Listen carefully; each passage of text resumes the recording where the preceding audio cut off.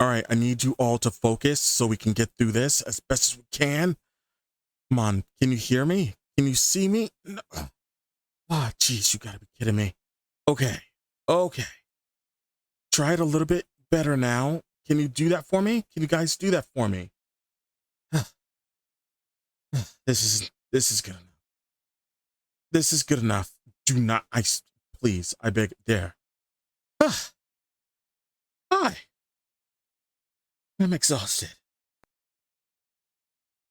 My name is Saturn J Blues. I'm the Lost Stargazer, and today we'll be looking at this video by Stick Vigorist, Why It Sucks to Be Black. If you guys are wondering why I'm in this form, I explained it in, my official reveal of this form. I'll have it, tabbed somewhere up here. But this is my form from here going out. But in case you don't want to look at the lore video, I'll just say it like this. I'm a stargazer. The stars in the sky are basically other realities. I was tossed away by the Star Mother, and I was reborn as a human, a Black American to be very specific. So I take causes to it very, very seriously. And that's what attracted me to this video. Because, well, let's look at it. Cursed by nature, why it sucks to be black. Like, I take a look at that and I'm like, what am I looking at here? Like, I'm proud, to be black, and I am no curse. I'm just a person.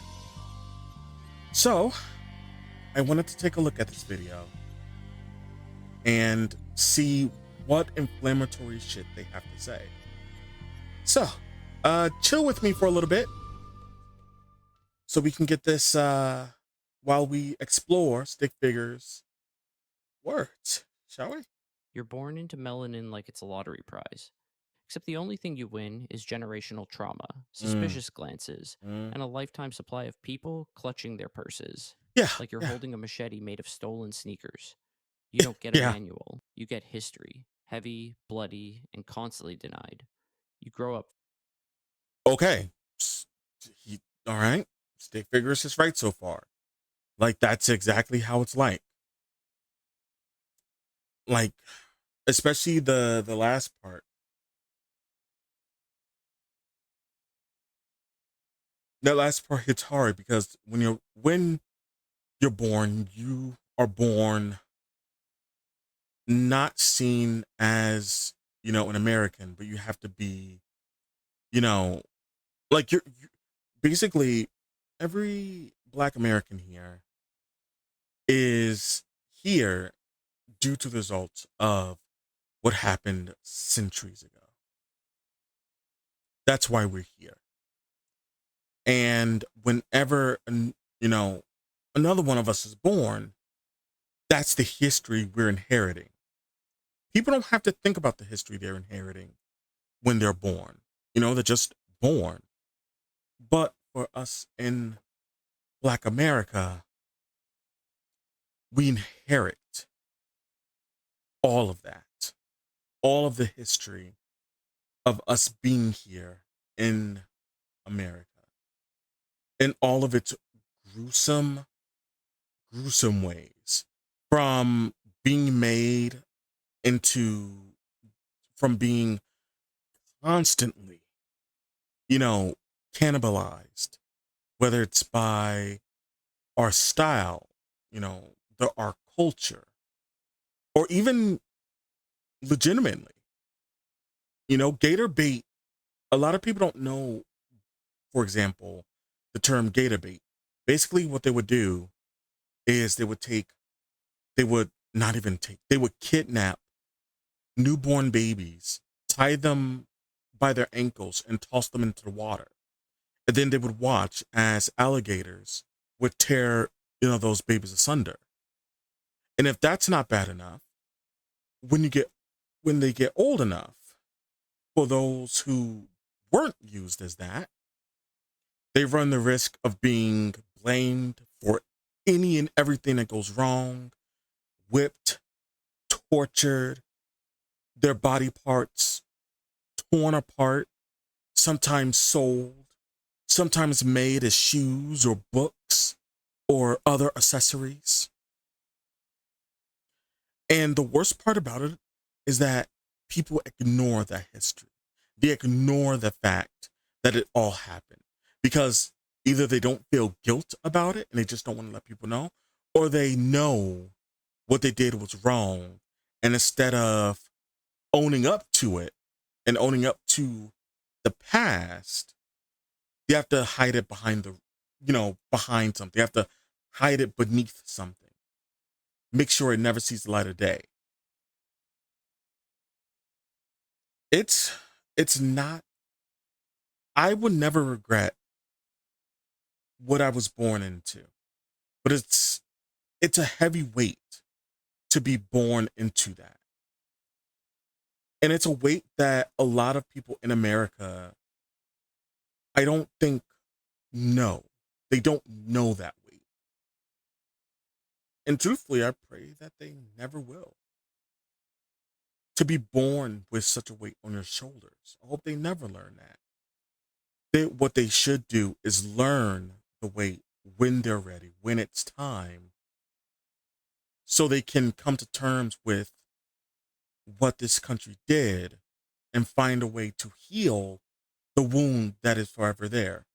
But I doubt that'll ever happen. There's no way it'll ever happen. People are too ashamed. fast.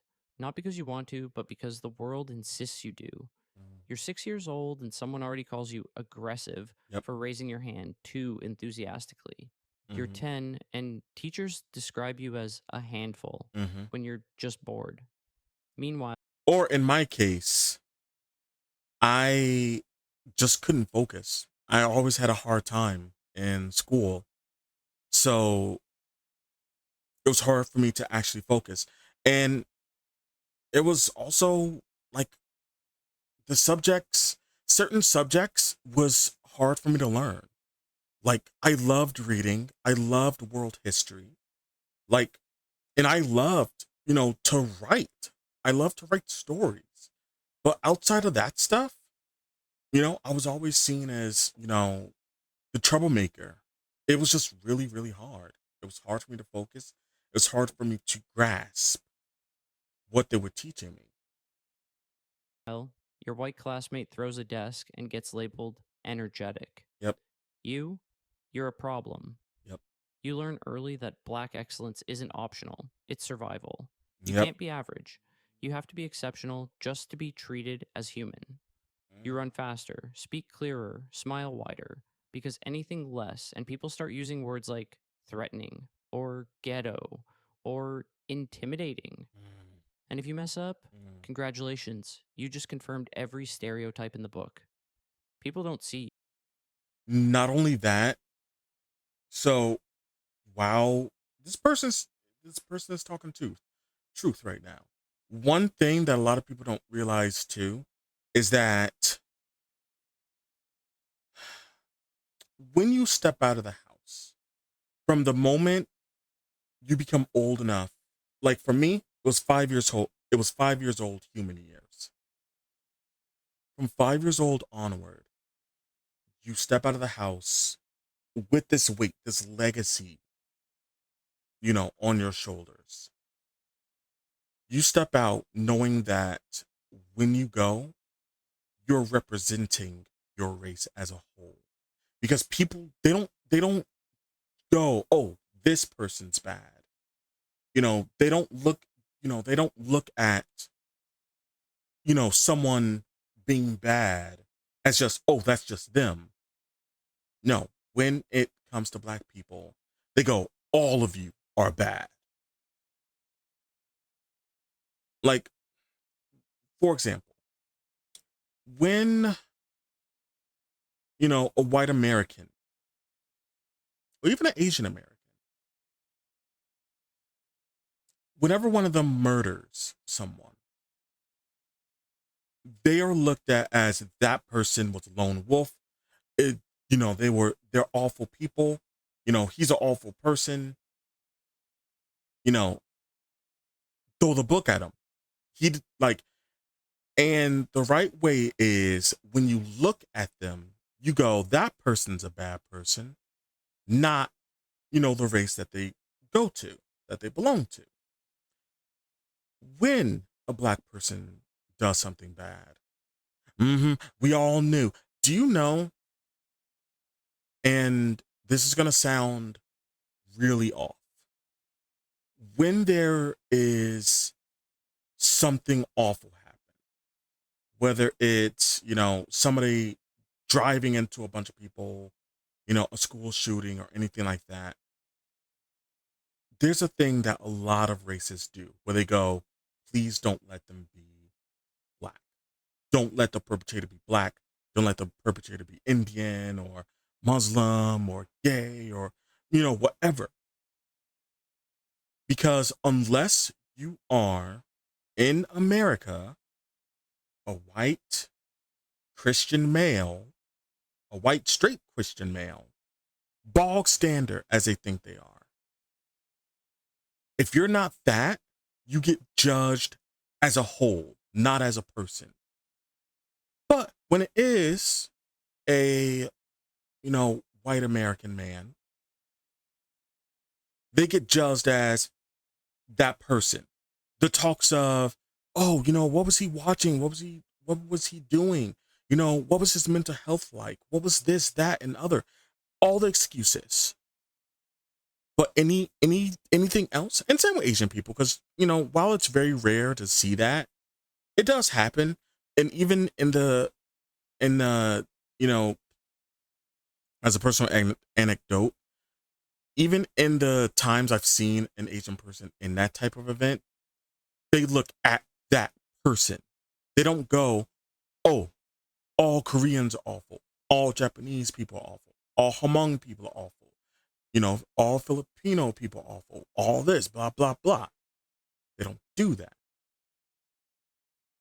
But if your skin is darker than mine, both in my original form and this one, you're seen as a representative of your whole race. And it's as simple as that. And again, no, the majority in America do not understand that at all. They don't understand not being seen as themselves, but they don't get that. They don't understand being seen as a representative of your entire race versus just you. You're not seen. You. You walk into a store and suddenly you're the unofficial suspect. Yep. You walk out and someone's watching to make sure you didn't steal the floor tiles. You say something smart and people act like you're the CEO of NASA. Wow, you're articulate. Oh, you speak so well. You speak so well. Oh wow, wow. You your voice is so clear. You're so articulate. You speak so well. Do I need to hammer that home? And also, Lord forbid you wear a hoodie. If it's like a plain like black hoodie, you're in trouble. You're in trouble. Full stop. Like that hoodie better have some sick designs on it. Otherwise, you're suspect number one under any circumstances, even though you're just walking about. Do you want a cookie or just basic respect? Police don't protect you, they patrol you. Sirens aren't a sign of safety, they're a warning. You get pulled over and your heart rate doesn't rise, it skyrockets. Not because you were speeding, but because you exist. You keep your hands visible, your tone polite, your movements slow, as if you're auditioning for the role of harmless civilian number one. And again, no hoodie, no hoodie. Like you have to. And if you're wearing earphones, you always keep one earphone off or out, so that way you can hear them. Because if you don't, immediate tacklage. He's resisting. You have to be slow. It's like looking at a shark. You know how when like in Jaws, they're like, or not looking at a shark. What's a better example? Like you know in like alien movies where they're like, okay, do this very slow, very quiet. Do not alert him. They track you by motion. That's literally how like we look at police all the time. Like we're like, if we don't move, they won't see us. Like we think of police as not honestly, yeah, as mindless animals and just ready and willing to commit serious acts of violence upon your person if you give them an inch of attitude. And it makes sense because in America, the reason we have police in America is because during, the slavery days where we would be able, like, not we, but, where black slaves were, run away to freedom, you know, they would install people to watch and keep those slaves from running. And those people became America's police. That's how it's always been. So this historical precedence, and why that distrust is there. And even then, it might not be enough. Mm. Everyone loves black culture until it comes with black people. They want your music, your slang, your style, your dance moves, your entire aesthetic, stripped of context and sold in bulk at Urban Outfitters. Pause. They, white people love the blues. They just don't like who comes with it. Shout out Delta Slim. Also, with all of that, very much so. Like, and I'm gonna get so much slack for this, but I feel like K-pop, K-pop itself, is like a prime suspect in this. Everyone else does it. Everyone else does it. Whether it's in America or out of America, whether it's the whitest country imaginable, or even if it's Africa or the Caribbeans, because a lot of people don't know a lot of African countries and Caribbean countries, they don't like Black Americans. Like they don't like a lot of people don't know that. So of course you have like the majority that's like you know we're siblings, but you also have the other half of that where it's like, nah, we don't like them uppity ones. And everyone wants to copy that style, but they don't want the trendsetters there to profit. And I've seen it all the time. Look at TikTok dances, for example. You would have a black person create it, and then a white, or honestly, it's mostly white people I've seen this happen with, but then a white person will come, and then they get big off that dance style. There was a one girl who's like the number one person on TikTok up until like what, a year or two ago, who actually had this happen where she would, whenever a new black dance would happen, she would do it like D'Amalo or something like that. Like that's a prime example. But back what I was saying, K-pop is the prime suspect in this right now in my eyes because they jock everything that black Americans have done, from from how they dance, how they sing, how they move, even the slang they use, even their rap session, that rap verse that's always in their songs nowadays. They, I'm not going to say gentrified, but I feel like they're like the top perpetrators right now of it. Like they love everything that black people can give, but Let a black person go to Korea, to South Korea specifically, and try to, be there. Let a black person go to Japan, you know. It's an awful experience. It's an awful experience. Let a black person go to China, especially China. I know that from my experience. But anyway, I feel like they're the prime suspects in all of that right now. And if it ain't them, I would say the second up that in my opinion, that are doing it too are like, I can't really, uh, I don't feel like getting canceled. But when you speak up about racism, suddenly you're too political. When you talk about your experience, why does everything have to be about race? Yeah. Why does everything have to be about race? Why does everything in America have to be about race? Could it be because everything, even down to the fucking ice cream truck song? And again, I showed this in a previous video, but did you all know that the fucking ice cream truck song was like the jingle of it? Like, do you know there's a whole racist song that comes from? And like I said, the police, the only reason the American police are here is because they were previous slave catchers. Like I call it drained pool politics for everything. Like there's a reason I call out drain pool politics as hard as I do, because racism is expensive. And I feel like in 2025 people are finding that out the hard way. But everything about 2025 that's happening right now is because of drain pool politics.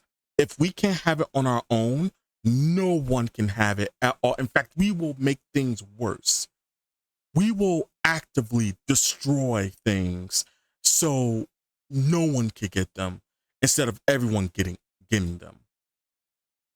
That's just the truth.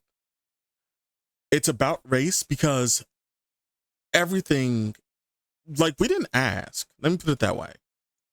Like, a lot of people will say, we just want to be left alone. Treat us how you want to be treated, and that's it. You know, you know, apologize and acknowledge the pain that centuries of chattel slavery and the atrocities that has been done. Acknowledge it, apologize from the heart, a true, genuine apology, and then move forward. But people can't do that. People refuse to do that. Maybe because everything is dating. Oh, it's a carnival.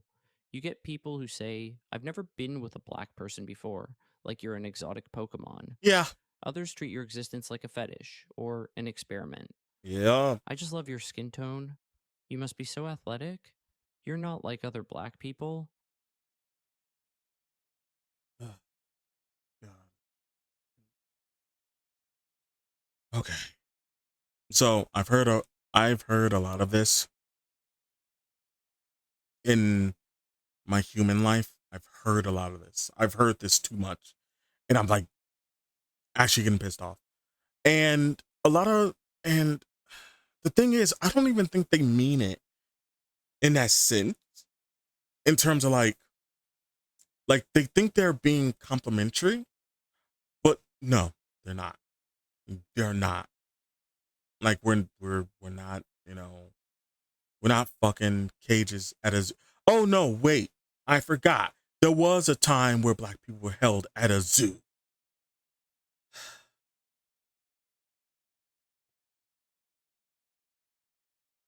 Fuck. You have to laugh. You have to laugh because the anger is too much. Like you have to laugh before you can cry. That's how I feel about that. Thanks, you racist discount romance novel. Representation. You grow up watching TV where your only options are thugs, sidekicks, and trauma flashbacks. If a black character Yep. survives more than 15 minutes in a horror movie, it's considered a plot twist. When Literally, the black guy dies first. Where do you why do you think that trope exists? In every horror movie, up until people started to like recognize that trope was prevalent. Like when people start to realize it, you start to see it go away. But the thing that doesn't go away, the black sidekick, especially in like Disney Channel shows and things like that, they would have the black sidekick. They never get any importance of like important plots of their own. They would never get character development. They would just be there to root for the main character. Prime example. And I know this is not a Disney show, but Victorious, Andre. Need I say more? you finally get a Oh, actually, and for the other part, the representation part. Do you know how starved, like back in the day when I was younger, that black people like starve for representation? Not just me, but a lot of people. Do you know why people say Piccolo is black? Like you could look at a person that hasn't watched anime in like 20 years, and you could go up to them and go, "Hey, what do you think Piccolo would be if he's human?" "Oh yeah, black." Like that's literally like us. Like no, not Mr. Popo. Fuck Mr. Popo. Whenever we would look at at Piccolo, for example, because you also have Skeeter from like Doug. You also have actually Skeeter and the bully from Doug. Um, and I guess for like newer generations, the orange fish from Gumball. Uh, like yeah. Or and what's another example of like black sidekicks? Oh, I got it. Gus from Owl House. You could technically say Willow, but she's Blasian, and at least she gets a love interest. And of course there's Luz, who's Afro Latina. She's the main character, which is great, but you still have that, and you still have the black sidekick who gets barely anything at all. He doesn't get a love interest like Willow or Luz does. He gets nothing. He gets obsessiveness. Gus X obsessiveness. show or movie that shows black people just existing, critics call it niche or too urban. Or they will try to deny it the success it deserves, aka what happened to Sinners a few months ago, where it was like where it was like getting a whole bunch of money in, and instead of people going, wow, this original IP is doing really well, they went, well, it's not really that well. And to the point where fucking Ben Stiller of all people, like he's bad, he's not bad, but to where Ben Stiller was like, yo, don't you like stop that bullshit. And then they course corrected.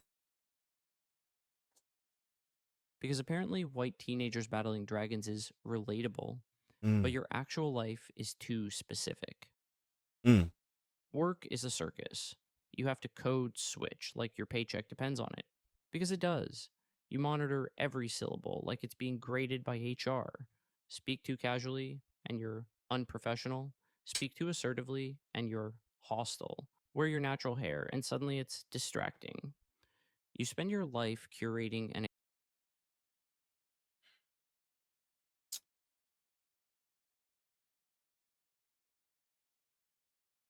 Do you know how code switching has literally saved my life, at least on 2 different occasions, in ways that I still have not told like any of my family about. Like,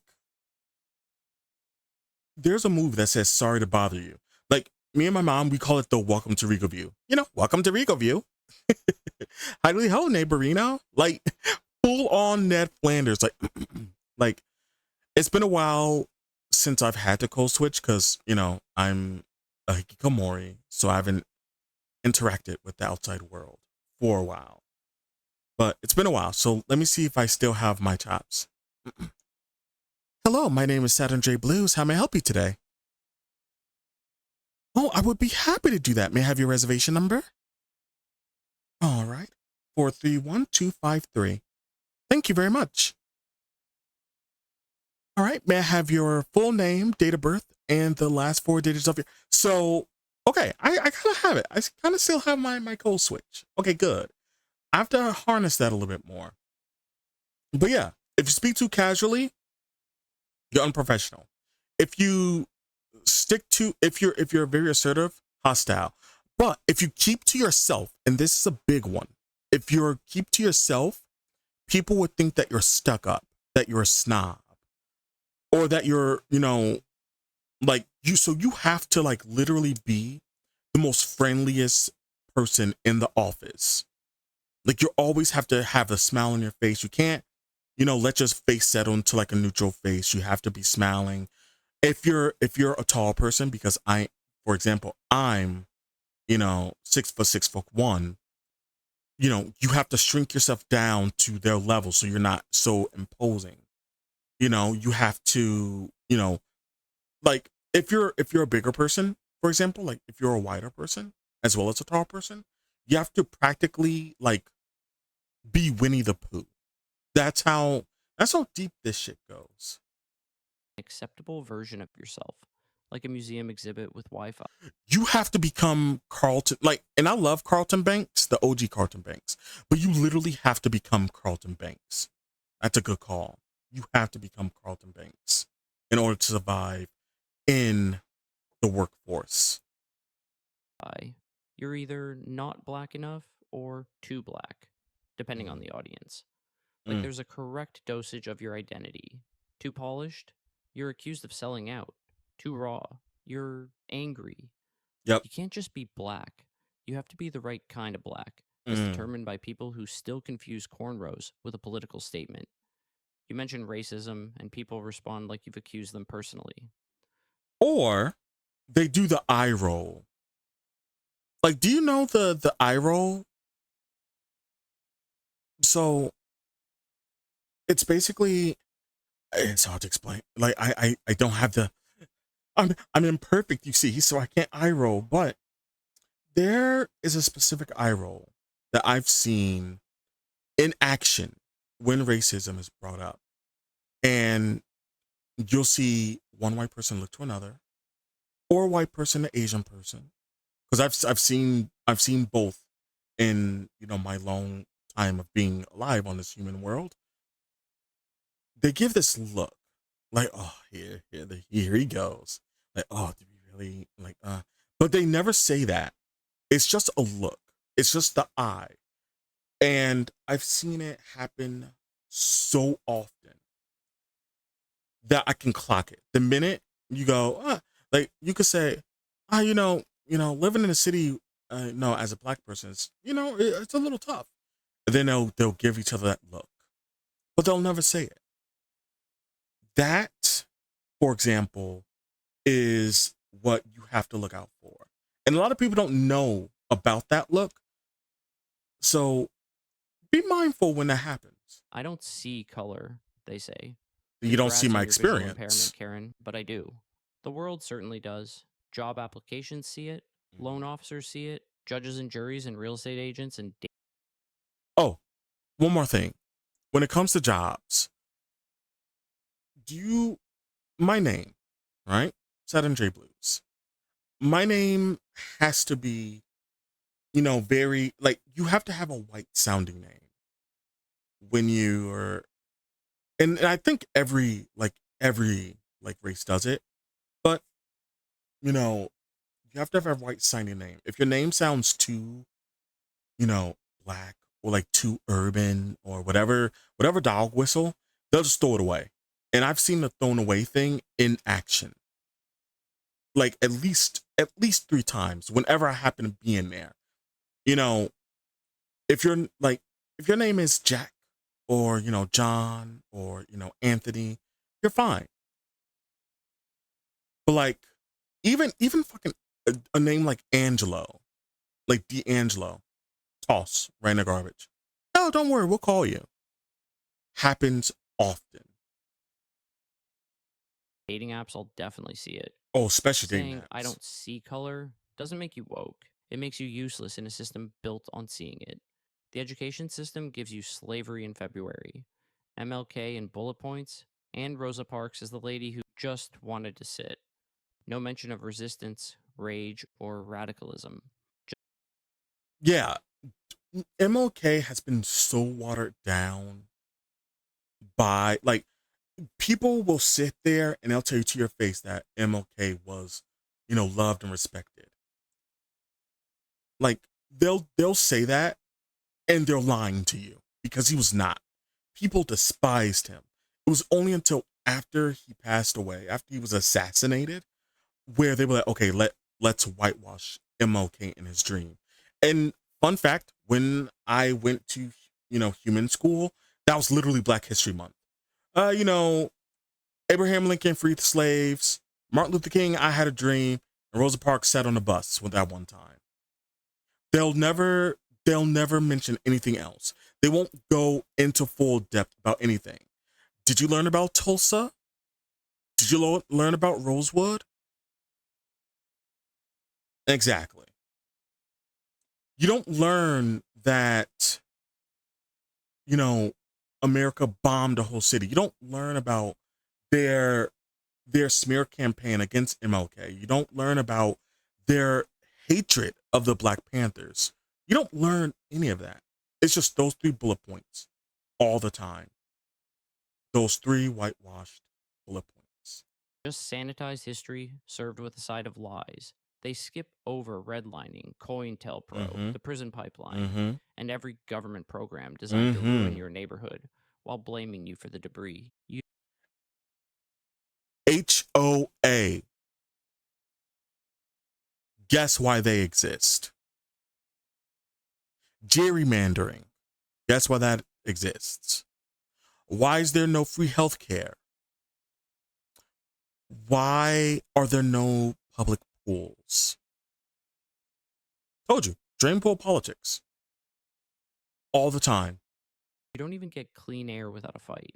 Your neighborhood ends up next to landfills, power plants, or highways because zoning boards treat black lives like they're disposable. This is happening right now. And I think it's in Louisiana where, you know, Elon Musk has an AI center down there and they're actively poisoning the air. And again, Detroit, Michigan. No, not Detroit. I'm sorry.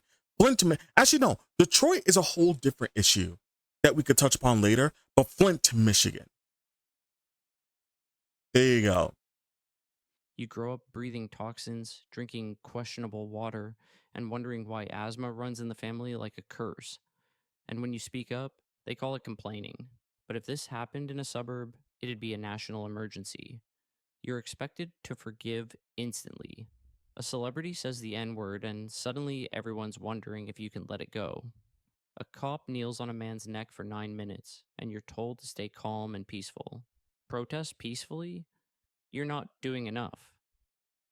I saw a video where a man was being badgered by the police and he was like, I want to see a supervisor. And they started breaking his window. And he just sat there and they cold cocked him in the face after breaking his window because they said, oh, you had a broken tail. He's like, no, I don't, you know? And they outright beat the shit out of that dude. And he just sat there. He didn't fight. He didn't resist. They just forced him out of his car, all because he asked for a supervisor. Protest loudly? You're doing too much. You're in the way of people trying to get to your job. I will run over a protester. I heard that a lot, especially in 2020. Riot? See, this is why we can't take you seriously. Yep. You get labeled violent just for raising your voice. Meanwhile, white kids burn couches after football games, and it's called school spirit. Even joy gets policed.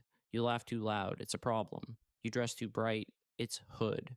You celebrate your culture, and someone accuses you of reverse racism. You dance, and it's copied. You protest, and it's vilified. You win, and people ask if you had an unfair advantage. You lose, and they say, well, at least you tried.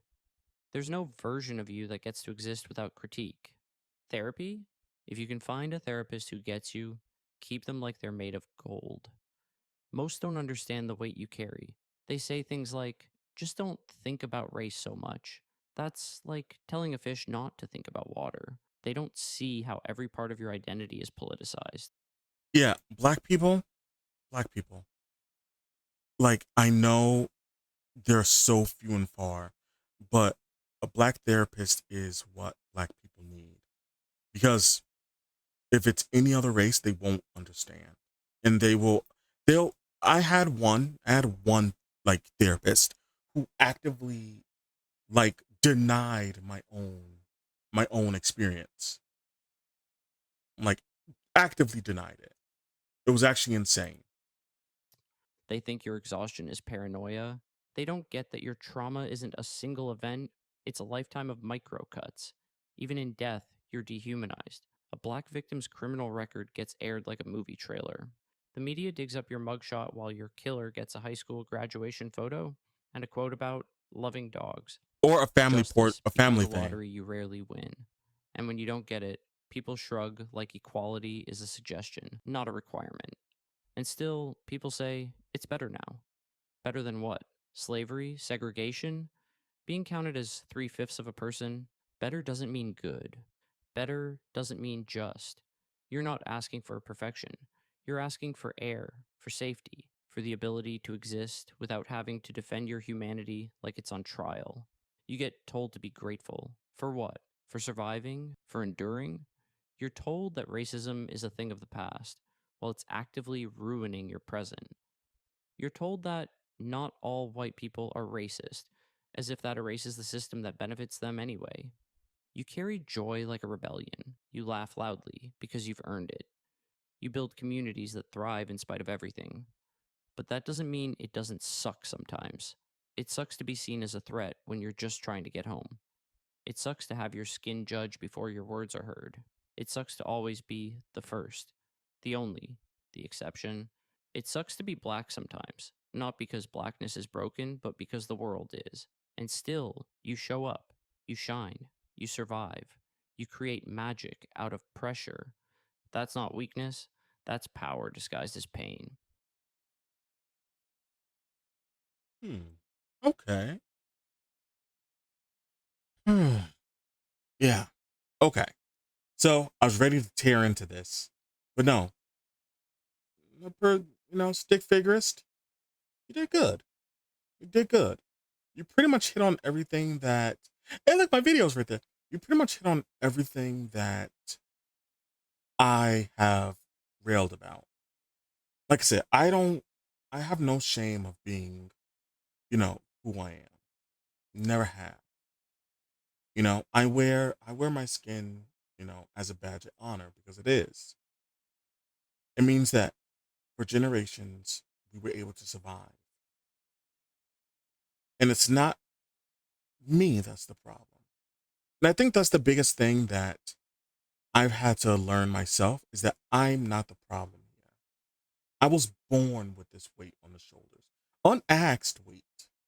I was born with it on my shoulders. And I'm always going to carry it. But it's not my fault that the weight is there in the first place. So, you did good. You did good, stick figurist. Did fantastic. And so, with that said, I think we can say goodbye to this.